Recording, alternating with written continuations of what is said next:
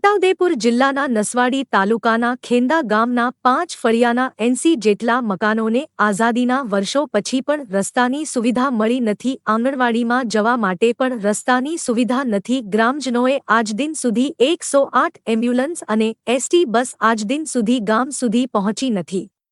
જ્યારે 5 ફળિયામાં કોઈ બીમાર પડે તો ચોમાસામાં જોલીમાં નાખીને 2 કિલોમીટર ચાલી લાવવું પડે છે। ગ્રામજનોનો આક્ષેપ છે કે નેતાઓ ચૂંટણીના સમયે મત લેવા આવે છે પછી દેખાતા જ નથી। છોટાઉદેપુર જિલ્લાના નસવાડી તાલુકાનું ખેંદા ગામ ડુંગરની તળેટીઓમાં વસેલું છે। 450 લોકોની વસ્તી છે। જ્યારે ગામના 5 ફળિયા છે। અલગ અલગ ફળિયામાંથી બાળકો કાચા રસ્તા ઉપર 1 થી 2 કિલોમીટર સુધી પગપાળા પ્રાથમિક શાળાએ તેમજ આંગણવાડીમાં અભ્યાસ કરવા માટે જાય છે। પ્રાથમિક શાળા મુખ્ય રસ્તા ઉપર છે। જ્યારે ચોમાસાના સમયમાં આ ફળિયાઓમાંથી મુખ્ય રસ્તા ઉપર આવવા માટે હરરોજ લોકોને કિચડમાં ચાલીને આવવું પડે છે, જેના લીધે પગમાં ચપ્પલ પણ પહેરી શકતા નથી। જ્યારે બાળકો શાળાએ અને આંગણવાડીએ જાય છે તેઓ પણ પગમાં ચપ્પલ પહેરી શકતા નથી। જ્યારે આ ફળિયાઓમાં કોઈ બીમાર પડે તો દવાખાને લઈ જવા માટે ઝોલીમાં નાખીને રોડ સુધી બીમાર દર્દીને લાવવું પડે અને ત્યાંથી ખાનગી વાહનમાં 2 કિલોમીટર વાડિયા ગામ સુધી જ 108 એમ્બ્યુલન્સ આવે છે। જ્યારે આઝાદીના આટલા વર્ષો પછી પણ ના તો પંચાયત માર્ગ મકાન વિભાગે રસ્તો બનાવ્યો ના તો ગ્રામ પંચાયતે રસ્તો બનાવ્યો। હાલ તો આઝાદીના આટલા વર્ષો પછી પણ લોકો રસ્તાથી વંચિત છે।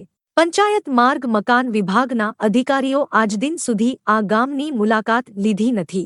જ્યારે સરકાર છેવાડાના માનવી સુધીના વિકાસની વાતો કરે છે, આ લોકો નર્મદા કાંઠાના છેવાડાના ગામો છે। નર્મદાના નદીના સામા કિનારે મહારાષ્ટ્રની બોર્ડર લાગી જાય છે।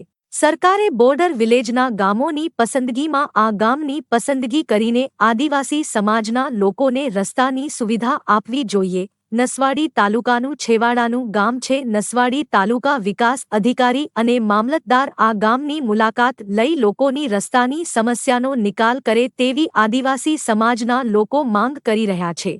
જ્યારે સ્થાનિક લોકોના જણાવ્યા મુજબ ભારે વરસાદ પડે તો તમામ રસ્તા બંધ થઈ જાય છે।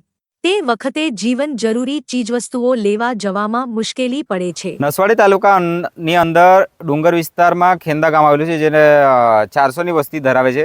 જે ફળિયાથી મેન રસ્તા સુધી જોડતા રસ્તાઓ આ તો એક રસ્તો છે, પરંતુ ફળિયાથી જોડતા મેન રસ્તાઓ તો ખાસા બધા છે।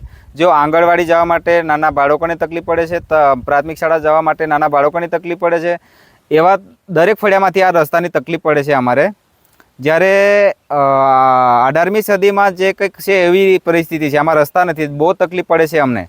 જો સરકારશ્રીને આવું કંઈક ધ્યાનમાં આવે તો અમારા રસ્તા કરી આપે તો અમારા બાળકો માટે બી સારું રહે અને અમારે 108ની સુવિધા જેમ કે ફળિયામાંથી મેન રસ્તા સુધી જવા માટે રસ્તા જો બનાવી આપે તો અમારે વધુમાં વધુ સારું રહે એવા અમારી વિનંતી છે। આમાં અમારા ગામમાં તો 108 અમે તો જોઈ નથી। અમે અમારા ગામથી વાડિયા ગામ 2 કિલોમીટર દૂર છે, ત્યાં સુધી તો અમે પ્રાઇવેટ વાહનમાં મેન ફળિયામાંથી મેન રસ્તા સુધી તો અમે ઝૂલામાં ઉચકીને લઈ જઈએ છીએ। ત્યાંથી પાકા રસ્તેથી હજુ 2 કિલોમીટર અમે પ્રાઇવેટ વાહનમાંથી લઈ જઈએ તો ત્યાં 108 આવે છે, ત્યાંથી અમે દવાખાનામાં લઈ જઈએ છીએ। એટલી અમારી તકલીફ પડે છે।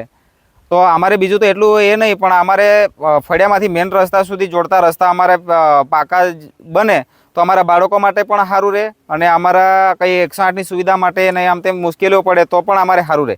એટલે ફળિયામાંથી મેન જોડતા રસ્તા બનાવી આપે તો સરકારશ્રીને અમારી વિનંતી છે।